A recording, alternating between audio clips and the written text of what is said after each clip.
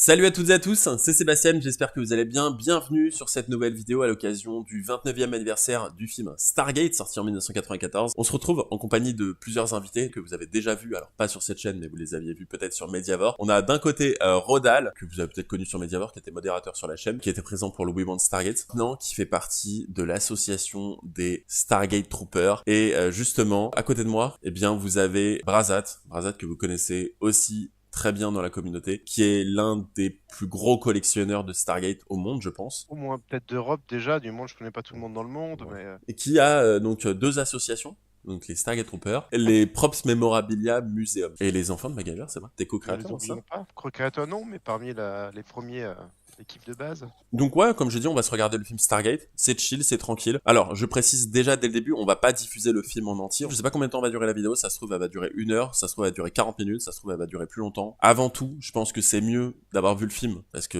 sinon vous allez être spoilé. Mais après tout, si vous êtes là encore, c'est que j'imagine que vous avez vu le film et que vous en foutez peut-être d'être spoilé. J'aimerais bien faire un petit tour de table. Alors, je connais un peu vos avis quand même, plus Rodal. Mais je voudrais un peu vos avis sur Stargate. C'est quoi pour vous, pardon. Pas la série, le film. Ça représente quoi? Je l'ai découvert le film un peu après avoir débuté la saison 1 de SG1, parce que je me suis rendu compte qu'il y avait quelque chose avant. Je n'ai pas fait partie de ceux qui ont eu la chance de le voir au cinéma. C'est vrai que c'est moi de ce que j'entends souvent quand j'en parle par-ci par-là, c'est que c'est un peu une des références dans le space opéra. Même si ça existait avant, évidemment, il y a plein d'autres franchises science-fiction, mais Stargate, c'est vraiment quelque chose qui, pour ma part, m'a apporté, voilà, c'est toutes ces dernières années. Et toi, Rodal, alors du coup, d'où vient ta passion pour Stargate et qu'est-ce que tu penses du premier film? Moi, le premier film, du coup, je l'ai vu après la série. Au Ouais. final, je l'ai vu assez tardivement, parce que c'était en mode vieux film, tout ça. Du coup, parce que j'ai commencé par la trilogie du samedi soir, comme pas mal de monde, je pense, pour Stargate. Du coup, Mhm. je suis venu au film après. Moi, de mon côté, Stargate, le film, j'ai pas spécialement d'affect. Quand j'étais gamin, j'ai découvert principalement la série, donc quand j'avais l'adolescence, donc 14-15 ans, et j'ai découvert le film genre à 20 ans. Donc j'ai pas tout ce côté affect en mode genre ouais le film c'est meilleur que la série. Pendant un long moment je préférais vraiment la série au film. J'ai eu beaucoup de mal avec le film que je trouvais un peu plus lent, un peu plus chiant. C'était pas pareil, c'était pas la même chose. Il y avait pas Richard Dean Anderson quoi en fait. Il y avait pas O'Neill comme moi j'aime bien. Il y avait pas l'humour un peu comme dans les séries ce truc là. Mais pour l'avoir revu quelques fois. En vrai, c'est plutôt cool. Et je vous avoue que je suis super content de le revoir avec vous, les gars. Et merci d'avoir accepté. Avec Donc plaisir. on va y aller. Quoi. Partagé. On peut dire la vérité, tu nous as prévu un petit doc ce soir, Brazat, avec des photos, avec des extraits, des trucs. Tu nous as dit ouais, révisez un peu les gars. Des extraits, non, mais Euh, foutre quelques genre, photos, ouais, si on arrive à en placer quelques-unes, on va parce bien que on arriver à peut en dire que placer quelques-unes. c'est vrai, non, t'es hyper calé pour le coup. C'est pour ça en Non, vrai, je vais te dire un non, non, truc, je non. suis super content. Je suis super content parce que autant moi je suis pas calé, tu vois. Je suis fan, j'aime beaucoup Stargate évidemment. Mais le film, même si je l'ai vu, tu vois, j'ai pas toutes les rêves que t'as. Toi, Rodal, t'as peut-être des rêves que j'ai pas, ou d'autres trucs, ou des trucs intéressants, j'en sais rien. Peut-être que t'es comme moi, t'as aucune rêve. Et du coup, et après, il y a Brazat au-dessus, qui a C'est toutes un les peu rêves, ça. Non, non, qui moi a j'ai les j'ai plus de costumes, qui a rêves, tout. j'ai plus de rêves en SG1 qu'au film, hein, c'est vraiment différent, hein. Bah vas-y les gars, on va se mettre bien, on va se regarder tout ça. Donc installez-vous dans votre canapé pour ceux qui ont un canapé, prenez-vous un petit thé, une petite boisson à popcorn et célébrons ensemble le 29e anniversaire du film Stargate. C'est parti, let's go. Je pense qu'il y a un truc auquel on peut vraiment être fier, c'est que Stargate, en fait, il est un peu francophone, quoi. On parle de la série, on parle de Stargate, SG1, Atlantis, un peu de Somme Canal+, c'est français. Donc en fait, quand tu regardes, Ouais. C'est quand vrai il qu'il y a pense, Patrick Tatopoulos aussi. Un ouais. petit cocorico. Ce qui est triste un peu avec ce film, c'est que c'est un film qui devait partir, je crois, de base sur une trilogie. Et même le film a plutôt bien marché, donc ça allait vraiment partir sur une trilogie. Après ça, là, il fait Independence Day. Godzilla. Donc Independence Day marche super bien. Il se dit, vas-y, je pars sur une trilogie. Finalement, il va faire Godzilla. Donc il met en plan Independence Day et il met en plan Stargate. Il va faire Godzilla. Godzilla va pas spécialement marcher. Et va commencer la lente descente aux enfers de Roland Emmerich au cinéma. Alors il y a un truc à savoir, je sais pas si vous l'aviez dit, l'actrice qui joue Catherine, elle Mhm. apparaît dans Origins. Mais en fait, elle apparaît à la fin. C'est là, regarde cette image-là, quand elle tient le pendentif dans le gant, qui est donc un peu tressé là, Ouais. tricoté. Et ben en fait, elle a le même gant de mémoire dans le film dans Origins et elle tient le médaillon de la même Oh. manière. Et je me dis mais il y a un gros clin d'œil, c'est quoi ce truc? Et donc pour le coup, je suis allé renseigner sur le nom de l'actrice. Effectivement, c'était elle, quoi. Ce qui est rigolo à penser, c'est bon, il la met debout, c'est bien, mais comment elle tient debout en fait? On voit pas trop au socle, mais elle doit faire une quarantaine de centimètres de Mhm. large. Mhm. Je me disais, c'est un peu la magie du cinéma, c'est comment ils l'ont fait pour la faire tenir debout comme ça dans le désert. Bon, En plus, c'est pas la même porte des étoiles que dans la série. ça a quelques différences. Ils ont pris Ouais. quelques, il y a quelques différences Quelques entre les libertés, deux. quoi, entre les deux. Ah, pour ça, je vous invite à aller voir les comment dire, articles qu'ont fait les enfants de MacGyver là-dessus, ou du moins quelques lives sur lesquels Quentin Brichet, le président des enfants de MacGyver, a donné quelques indications sur les différences entre les portes du film et de la série. Et par contre, moi, ce que je trouve fou, c'est les similitudes qu'il y a entre Atlantide, l'Empire perdu et Stargate, sur le côté Daniel Jackson, tu vois. Oui, ouais, oui, clairement. Même le signe, hein, même le sigle, hein. Ouais, c'est fou. Ouais, je suis d'accord avec toi. Non, mais t'as lui qui est décrié, qui est genre la risée de la communauté scientifique, qui est persuadé de savoir un truc que les autres ignorent. Il y a une personne qui croit en lui et qui va lui proposer une expédition. Enfin, c'est la même chose, en fait. C'est la même histoire, ou presque. Il va tomber amoureux de la reine ou de la fille du roi. En tout cas, l'Empire perdu est sorti en 2002, donc, Ouais. Donc à mon avis, ça se trouve, ils se sont inspirés de Stargate, si ça se trouve. Hein. C'est intéressant de voir si on peut interviewer, de trouver si ça a été voulu ou pas. Il y a des chances, hein, mais... Ouais, il faut dire quand même, le film est beaucoup plus...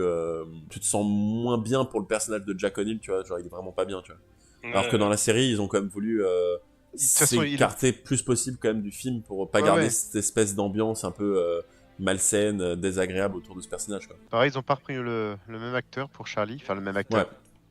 Après, je sais pas, tiens, il faudrait voir si les photos. Comme c'est différence d'âge. Comme un enfant, ça vieillit vachement en plus. Ouais. Ça, c'est rigolo là. T'as le camion qui fume à côté. Je sais pas s'ils ont voulu faire un truc rigolo, mais genre le gars il a un problème de moteur. Vas-y, on fait comme s'il y a un accident, comme s'il y a un petit souci. Bah, allez, vas-y. Mais le truc du tableau, on est d'accord qu'il dit aussi dans Atlantide où il fait une correction. Ouais, c'est ça, ouais. Ouais, pareil. Tu sais que je pensais à un truc. Vous connaissez, alors c'est vieux peut-être, mais peut-être il y a que moi qui ai la ref, mais c'était sur YouTube où il reprenait le film Stargate et il rajoutait des voix par-dessus, tu vois. Cette magnifique coupe brosse. Il pose sa tasse dans le couloir en mode genre, il s'en fout, c'est genre. Il y a bien quelqu'un qui ira la chercher. Ouais. Puis ça fume, ça passerait tellement plus aujourd'hui. Ça fume, ça boit, ça. Ouais. Ah non. Ouais. Est-ce que vous avez regardé ce qui est écrit sur l'écran derrière le général, marqué Project Giza? Donc là, clairement, on voit la différence, c'est le chevron supérieur, mais de l'autre côté, est différent. Là, donc le chevron central est vraiment différent, mais après les autres, c'est les mêmes. Le truc de, ils arrivent à déterminer sur quelle planète c'est en une seconde, c'est genre. SF. Ouais, vraiment, ouais, genre. J'aime bien ce moment. Et la musique est bien quand même. C'est fou parce que tu vois, la musique, tu l'entends beaucoup dans la saison 1, voire la saison 2 de SG1. Mais après, tu l'entends plus trop. Ouais, elle a vachement rétréci là. Bah, disons que là, elle est plus étroite et plus haute. Elle est plus haute, ouais.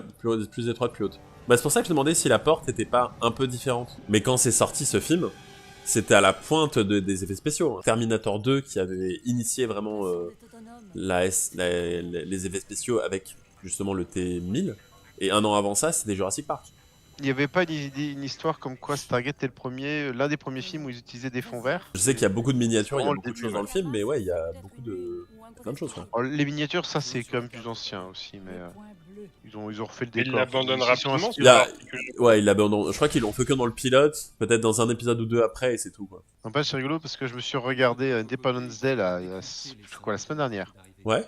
Et je me dis, la vache, vraiment, il y avait la patte Emmerich était vraiment présente même dans les couleurs, dans la façon de filmer, dans les plans. Donc ouais, effectivement, le médaillon que j'ai, c'est bien celui du film, et dans la série, il est différent. Les costumes, bah, il y en a quelques-uns qui sont en vente de temps en temps, des costumes du film. Ça, c'est ouf, hein, quand même, pour l'époque. Hein. Ouais. Ah, il fonctionnait avec des lasers. En fait, à l'intérieur de l'anneau de la porte, t'avais plein de lasers. T'avais un laser qui faisait que quand tu mettais la main, le laser allait dessus, et là où il y avait le laser, c'était l'endroit où il y avait l'horizon des événements. Où est-ce qu'il faut commencer l'effet spécial? Ah, ce plan, il est incroyable. Tu vois, c'est des petites idées comme ça qui, au final, rendent super bien. T'as encore la notion de c'est froid quand tu passes la porte. Ouais. J'ai l'impression de regarder Basse Gamma. Avec un peu plus de budget. Ouais. Ce qu'on voit en plan serré, c'est ce qui existe vraiment. Ce qu'on voit en plan large n'existe pas, c'est des maquettes. Par exemple, ça, c'est une maquette, par exemple, tu vois, ouais. Non, c'est clairement une maquette. Oui. La pyramide, oui. Après, l'entrée, pas forcément. Hein. Mais n'hésitez pas, tout le monde, à aller voir tout le making-of, c'est super intéressant. J'étais en train de me dire, Rodal, t'as mis un t-shirt Stargate? Non. Oh non, il met du Star Trek sur un événement Stargate. Non mais... Mais regarde. Tu vois, l'espace de 30 secondes, t'as quand même 3 gros mots, toi. Ouais, c'est un peu plus... Roland Emmerich, on a tendance à dire, ouais, c'est un mec qui kiffe l'armée américaine, qui kiffe voir des trucs de partout, de ça. Mais en fait, il y a souvent, très souvent dans ces films, une critique des États-Unis. Et là, tu te rends compte que les mecs, en fait, principalement, c'est des jeunes, bah, ils sont pas si sympas que ça, quoi. Alors que quand tu regardes Stargate SG1, t'as l'impression qu'ils sont tous potes, ils s'entendent tous bien, ils sont... Enfin, voilà, c'est très différent. L'univers, c'est plus proche pour moi dans l'ambiance du film, l'ambiance générale, que Stargate SG1 et Atlantis, quoi. Ça, c'est dommage qu'on ait pas revu plus de créatures un peu cheloues. T'as un C'est de animatronique. l'animatronique, là? Ouais, t'as un animatronique, tout à fait. Porté sur un animal, non? C'est pas ça? C'est pas sur un cheval cheval. ou sur un truc? Ouais, c'est ça. Ouais. On le voit de loin, c'est une meupette. Là, c'est une meupette. Il y a une vraie vibes film du genre Indiana Jones, tu vois. Indiana Jones, ou les films que tu pourrais retrouver après qui sont inspirés d'Indiana Jones, hein, comme La Momie ou ce genre de film, tu vois. La deuxième chose, c'est que cette scène ou toutes les autres, des vrais figurants, quoi. Ouais, c'est ça qui est dingue. Il n'y avait pas encore de FX. Tous les gens comme ça, c'était vraiment, t'avais 2000 figurants, je crois. C'est vrai que par rapport à la science-fiction, c'est probablement parmi les premiers films où ils intègrent la science-fiction à notre époque. Alexis Cruz. Très sympa. Le comédien. Tu l'as rencontré, toi, non? Ouais. Il est très Et alors, il est comment? Ouais, il est super sympa. Tu vois, quand je dis qu'il y a une vibe un peu Indiana Jones, c'est que dans le deuxième, t'as 2001. Et beaucoup de films après d'aventure qui ont essayé de reprendre un peu les codes de ce qu'a fait Indiana Jones. Un enfant ou un adolescent qui vient aider le personnage. Un lien. En dehors des références, il y a un lien. Enfin, c'est assez intéressant. Ouais. Alors, Eric Avery est venu sur Paris Manga il y a quelques années. Et on a pu lui faire revêtir son costume de la série, pour le coup. Et sur la photo, il est comme ça, il tient ses bienvenus, il fait Banni, ouais, comme ça. Ils ont oublié le mode sédentaire, après, on est d'accord. Non, mais c'est juste que là, c'est énorme le décor à construire. Ils allaient pas faire ça, quoi. Ils ont tout mis dans le budget de la porte. En mode genre, oula, non. C'était quoi déjà C'est là où tu dis. C'est quoi mon texte? Non, je me rappelle plus. Oh, bah, je laisse tomber. L'actrice a été choisie sur un coup de tête, un truc comme ça, je crois. C'est qu'il leur manquait l'actrice et 24 heures avant, elle savait même pas qu'elle allait jouer ce personnage. Ce plan à la Independence Day. Ouais, ça c'est vraiment un plan à Independence Day, ouais. Avec le vaisseau de Skyrim sur les... qui fait le plan Stargate. Et un plan à la Stargate, du coup, mais... Ouais, c'est un plan à la Stargate, ouais. Ouais, là, c'est une maquette. Ça, pareil, on est d'accord que c'est abandonné totalement, ça. Ouais, ça c'est abandonné, c'est vrai. T'as des pyramides qui sont carrées, enfin, et des pyramides qui sont triangulaires. Il y a une fois, il a été vendu aux enchères en un seul bloc entier. Costume plus casque, je crois qu'il est parti genre à 15-16 000 $. Ah, ça c'est le moment qui aujourd'hui passerait plus. Non, parce qu'il y a beaucoup ce truc-là aux États-Unis, tu sais, de ce moment où t'avais un oncle, un père, quelqu'un de ta famille, un homme qui t'apprenait à fumer, tu sais. Rappelons qu'à l'époque, quand ce film est sorti, on faisait des publicités pour les clopes à la télévision, quoi. C'était normal, les gens buvaient, il y avait pas toutes les infos qu'on a aujourd'hui sur la clope, c'est bien. J'ai même pas vu, mais est-ce qu'on voit pas le logo de la marque aussi? Oh, si, il y a un gros placement. Non c'est Marlboro, ouais, c'est ça. Hein. Oui. Donc là, de mémoire, il y avait un linguiste qui était présent dans la production. Ouais. Petite question, préférez les sarcophages du film ou ceux de la série? Celui du film est un peu plus travaillé, enfin un peu plus complexe, on va dire. Quand je suis désolé, mais Ral, il a aucun charisme. Donc il y a un dernier camoplay, on a exposé l'un des costumes d'un de ses personnages. Animation de vacances. Il a fait le BAFA, hein, lui. Hein. Ouais. Ouais. Tu peux faire une animation un soir. Hein. Tu passes l'épisode, tu dis voilà qui veut le faire, qui veut improviser, puis voilà. En improvisation totale, ça peut être rigolo, mais t'enregistres en même temps. Donc ouais, je crois que le mec c'était une idole du mannequinat ou une idole de je sais plus quoi. Et en fait, il a fait sa star. Genre apparemment, c'était vraiment mauvaise ambiance et tout. Il a fait sa grosse star pour venir. Parce que dans Stargate Origins, rappelez-vous, il casse la pierre à la fin, en partant. C'est là où on voit que c'est effectivement, c'est canon quoi, pour le coup. Je crois qu'il y a une personne dans la communauté, je crois qu'elle s'appelle Claire. Alors je dis son prénom parce que je sais que c'est une artiste. Et elle dessine et elle peint autour de Stargate. Il y a une autre artiste qui a fait un peint, c'est le koala bleu. Le koala bleu a fait ça exactement aussi, je l'ai vu effectivement, c'est vrai. C'est le moment de placer, c'est le moment de placer son Instagram là. Ouais. Placement d'artiste, elle a fait un scan de la peinture et elle devrait. Pendant le moment où on place les artistes, il y aura évidemment tous les liens de toutes les personnes qui sont ici dans la description. Ça doit faire mal là. Que alors ce soit cet univers ou d'un autre, ça doit faire. J'allais dire la même chose. Alors ça, pour ça d'un univers ou d'un autre, ça doit faire très mal. Et les termites, elles avaient faim. Hein. Ouais. Alors, tu vois, alors, ce qui est vrai, c'est que parmi les peu d'objets qui sont passés du film à l'autre, les lances Matok, celles du film, tu vois, elles ont une couleur plus claire. Elles sont plus dans les couleurs argent doré. Ouais, c'est vrai, ouais. Celles du film, vraiment côté Naquada, comme les AT, où vraiment c'est plus foncé, plus noir. Alors le costume, on sait pas où il est. Il y a une copie du costume de Ra qui est quelque part en Allemagne. Je sais plus dans quel musée. Faudrait que je le retrouve aussi. Un petit Ça pique CGI, un peu. là. Ouais, mais Bon. ça pique un peu les yeux, mais ça va, tu vois, honnêtement. Alors, ce qui est intéressant avec les chasseurs de la mort, ils ont un peu évolué. Déjà, dans la série, ils ont un cockpit, là, ils n'en ont pas. Non, ils sont très, très proches. Ils ont été un peu modifiés, en fait. Bah, ils ont plus d'ailes rétractables aussi.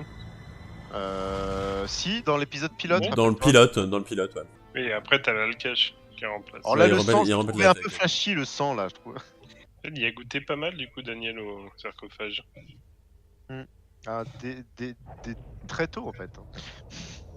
Mais du coup, c'est quoi? C'est Ra, il a eu la flemme d'aller sur Terre après? Mais non, mais parce qu'il a quand même un vaisseau spatial. Les humains lui ont dit bon, on s'en fout, dégage, on ferme la porte. Du coup, il est pas allé par l'espace, quoi. Oui, mais il aurait pu les détruire après. Il aurait pu aller. Oui, C'est vrai, c'est vrai. Pour Ouais, les c'est hommes, vrai. c'est bon, il y a 3 heures de route là. Ouais, non, Ça va j'ai être pas envie. chaud en plus.